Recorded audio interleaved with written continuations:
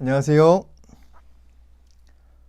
민꿈학교 리틀트리 고학년부를 담당하고 있는 이우영 전도사라고 합니다. 어려운 시기 속에서도 이렇게 온라인으로 가정세움학교에 참여하신 모든 부모님들께 다시 한번 감사와 존경의 박수를 보내드리고 싶습니다. 네, 정말 감사하고 대단하신 것 같습니다. 오늘은 우리 아이들의 언어 이해와 대화법이라는 제목을 가지고 강의가 이어질 텐데요. 먼저는 우리 아이들의 언어 표현, 감정 상태, 심리 상태에 대해서 실제 상담 사례들을 통해서 우리가 좀 알아보고 이해하는 영상을 시청할 거고요. 그 다음 영상으로는 제가 선정한 우리 자녀들과의 대화법, 한 가지 그 대화법을 소개시켜 드리는 그런 시간을 제가 가질 것 같습니다. 그래서 이 뒤에 이어질 두 영상은 어떻게 보면 자녀와의 의사소통이라는 그 목적과 그 지향점을 가지고 있다고 말씀드릴 수 있겠습니다. 자녀와의 의사소통에 대한 강의를 듣기 전에 오늘 저의 인트로 강의에서는 제가 꼭 말씀드리고자 하는 게 있습니다. 먼저는 제가 부모님들께 한 가지 질문을 드리고 싶습니다. 가정세움학교에 신청하신 이유가 무엇인가요? 여쭙고 싶습니다. 시간을 따로 내어서 온라인으로 이렇게 강의를 듣고 하는 것도 쉽지 않은데 이렇게 강의를 들으시고 공부하시고 성찰 일기도 쓰시고 독서도 하시고 그런 노력과 열정을 다짐하신 그 이유가 무엇인가요? 여쭙고 싶습니다. 네, 많은 분들이 이제 대답을 해주셨을 것 같은데 비슷하게 좀 모아볼 수 있을 것 같습니다. 내가 이제 기독교 학부모로서, 기독교적 학부모로서 내 아이를 기독교적으로 믿음으로 말씀을 근거하여 믿음으로 양육하고 교육하려고 왔다라고 많은 분들의 이제 그 대답이 이제 소급이 될 것 같은데, 네, 맞습니다. 그래서 어떻게 보면 오늘은 이제 저희가 언어의 이해와 대화법을 다루지만 이제 가정세움학교에서 하는 모든 강의에 대한 그 주제들과 여러 가지 교육 이론이 있을 수 있겠고요. 훈육법이 있을 수 있겠고, 여러 가지 또 방법론이 있을 수 있는데 이러한 것들을 어떻게 보면 도구라고 생각하시면 될 것 같습니다. 도구.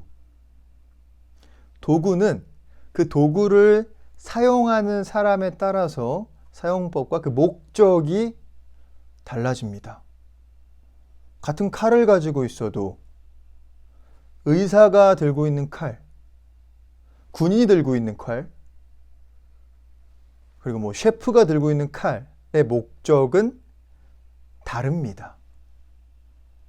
제가 앞서 말한 그 가정세움학교에서 우리가 다룰 여러 가지 주제들과 교육 방법, 프로그램, 방법론들, 교육 이론들, 이런 도구를 사용하기 위해서는 먼저는 내가 어떤 사람으로서 어떤 목적을 가지고 사용할 것인가라는 정체성의 확립이 먼저입니다. 저희의 정체성은 바로 아까 우리 부모님들이 말씀하신 것처럼 기독 학부모가 될 수 있겠죠. 기독교 학부모. 그래서 저는 오늘 인트로 강의에서 이 기독 학부모에 대한 정체성 확립에 대해서 먼저 말씀을 드리고 싶습니다. 오늘날의 기독교 가정교육론에서 이제 기독 학부모 정체성에 대한 4가지 분류가 있는데 제가 오늘 이것을 3가지로 압축해서 말씀드리도록 하겠습니다. 네, 먼저 첫째로는 기독 학부모입니다. 놀라셨나요? 네. 다시 한번 해보면 기독 학부모입니다. 부모가 신앙인으로서 최선을 다하고 어느 정도의 깊은 이해가 있지만 학부모로서는 그 이해도가 그 적극성이 떨어진다라는 것을 말하고 있습니다. 신앙인으로서 교회에서 봉사활동, 봉사하고 헌신하고 여러 가지 참여하고 신앙생활에 있어서는 정말 적극적으로 깊게 관여되어 있지만 정작 우리 아이들이 지금 겪고 있는 우리 학령기의 아이들이 지금 겪고 있는 여러 가지 학업 스트레스나 교우관계의 문제, 선생님과의 문제, 학업 성취도의 부분이나 진로 문제에 대한 부분, 아니면 재능 개발적인 부분, 이러한 학부모적인 관점이 미비한 경우입니다.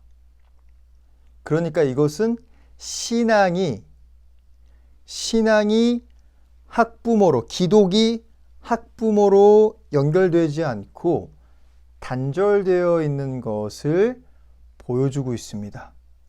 자녀 교육에 대해서 기독교적 관점이 매우 희미한 이러한 경우를 교회 봉사형의 유형이다라고 분류할 수 있습니다. 두 번째 유형은 기독 학부모입니다. 기독 학부모입니다. 네, 첫 번째 유형과 반대되는 유형입니다.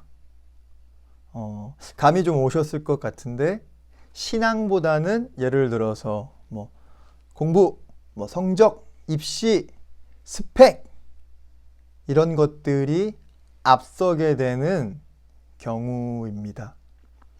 세속교육 앞에서 신앙은 제1의 희생물로 전락해 버리는 것입니다. 이 유형에 해당하는 부모들은 학교나 학원의 여러 가지 커리큘럼, 프로그램, 전반적인 운영에 대한 것들에 관심이 많고 이해가 깊습니다. 교육의 이론이나 교육에 대한 이슈, 정보들에는 다방면으로 해박합니다. 하지만 기독, 신앙적인 차원에서는 선데이 크리스천과 같은 얕은 이해도와 적극성을 보입니다. 이 유형은 학부모로서의 역할을 기독교적으로 이해하려는 그 노력이 매우 낮거나 적은 경우입니다. 그래서 학부모로서의 사명과 책임은 잘 감당하지만 기독, 신앙적인 차원에서의 책임과 그런 적극성이라든지 그런 부분의 노력은 확실히 차이가 난다 하여서 이 유형을 세속형 유형이라고 분류해 볼 수도 있습니다. 네, 마지막 세 번째 유형은 기독학부모입니다. 기독학부모. 이 유형은 이제 기독의 부분이 학부모에 스며드는 것을 의미합니다. 그러니까 기독, 이 신앙이라는 차원의 렌즈를 가지고 학부모가 자녀 교육에 임한다는 것입니다. 그 렌즈를 가지고 자녀 교육을 바라본다는 것입니다.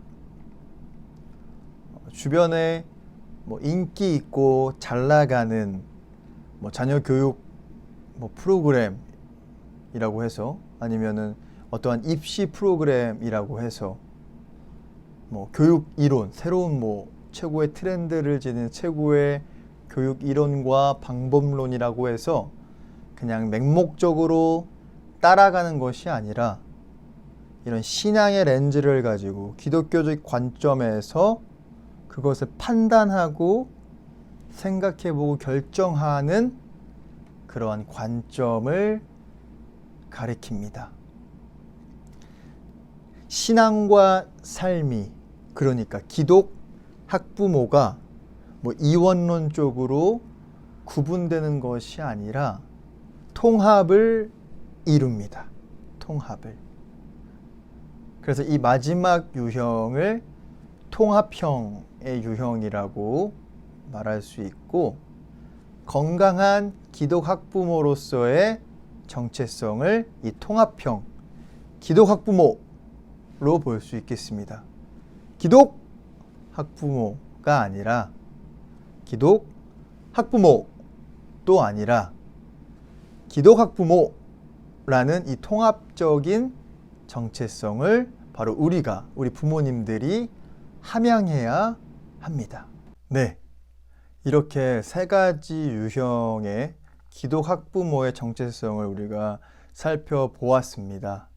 제가 이제 마지막으로 이 세 가지 유형의 기독 학부모의 정체성과 달리기 경주를 비교하면서 오늘 인트로 강의를 마무리하려고 합니다. 네, 우리 부모님들도 달리기 경주를 한 번씩 다 해보셨던 경험이 있으시죠? 기억이 있으시죠? 어떻게 보면 달리기 경기에서 달리는 것, 그 속도는 기독 학부모에서 학부모에 비유해 볼 수 있겠습니다. 그리고 달리기 경주에서 결승 지점, 방향성이죠. 그것은 기독 학부모에서 기독에 비유해 볼 수 있겠습니다. 그래서 우리 첫 번째 유형, 교회 봉사형, 기독 학부모에서는 아무리 우리가 달리기 경주를 할 때 어디로 가야 할지, 그러니까 결승 지점으로 가는 길을 확실하게 우리가 알고 있어도 달리지 않는다면은 아무 소용이 없습니다. 그 달리기 경주에서는요. 또한 두 번째 유형이죠. 세속형. 달리기 경주에서 우리는 달리는 것만 신경 쓰면, 내가 남들보다 빨리 달리려고 속도를 위해서 훈련하는 것만 신경 쓴다면 내가 어디로 가는지도 모르고 달리는 것이기 때문에 아무 소용이 없습니다. 결승 지점으로 들어가야 달리는 것은 그 의미가 생기는 것입니다. 더더욱이 달리는 것만 생각하다가 우리가 낭떠러지로 가버리면 안 되겠죠. 네, 그래서 마지막 우리 통합형의 유형, 기독 학부모. 달리는 것을 위해서도 열심히 노력하고 훈련하고 격려하는 것도 중요합니다. 그리고 동시에 어디로 가야 하는지에 대한 확실한 목표 설정, 방향성을 잡고 결승 지점, 결승 라인으로 가는 그런 노력과 그런 실천이 동반되어야 합니다.